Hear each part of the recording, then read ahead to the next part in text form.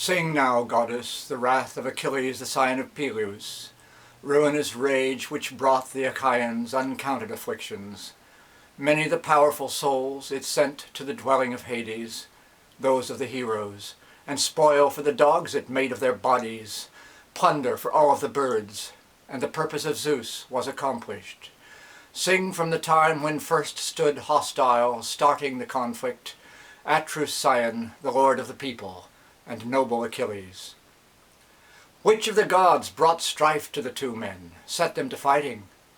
It was the offspring of Leto and Zeus, for enraged at the king he roused in the army a baneful disease, and the people were slaughtered, all on account of his priest, whom Atreus' scion dishonored, Chryses, for he had arrived at the swift ships of the Achaeans, seeking to free his daughter, and bringing a measureless ransom, bearing in hand bay garlands of great far-shooting Apollo, wound on a gold-wrought staff, and he pled with them, all the Achaeans, but above all the two scions of Atreus, marshals of people. Atreus' scions, as well as the rest, you well-grieved Achaeans, now may the gods who dwell in Olympian palaces let you ransack the city of Priam and safely arrive in your homeland.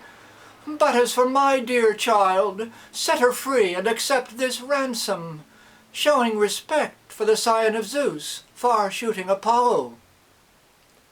Thereat all of the other Achaeans were shouting approval, saying to honor the priest and accept the magnificent ransom. Yet this pleased not the spirit of Atreus' son Agamemnon. Roughly he sent him away, and he laid a strong order upon him. Old man, never may I by the hollow ships come upon you, either now lingering on or returning again in the future, lest no help to protect you the god's staff prove, nor his garland. Her I will not give freedom, before old age will assail her there in our house in Argos, and far from the land of her fathers, where she will weave at a loom, and will share my bed and affection. Go now, do not provoke me, that you might go the more safely.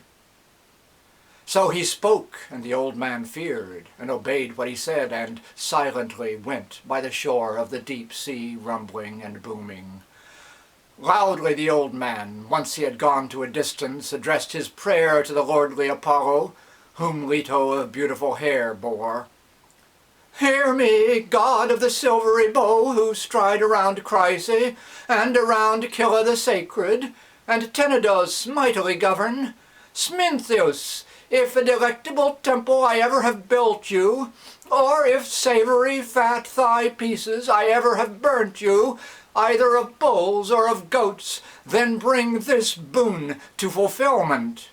Make those Danaans pay for my tears by shooting your arrows. So he spoke as he prayed. He was heard by Phoebus Apollo. Down from the peaks of Olympus he came, enraged in his spirit, holding his bow on his shoulders, as well as a close-covered quiver. Arrows were clattering loud on his shoulders as he in his anger started impetuous motion, and like night he was advancing. Then well away from the ships he sat, and an arrow he let fly. Dreadfully out of the silvery bow then started the clangor. It was the mules and the swift-paced dogs that first he assaulted, but then straight at the men themselves a sharp arrow he shot and struck, and the pyres close crowded were always ablaze with the corpses.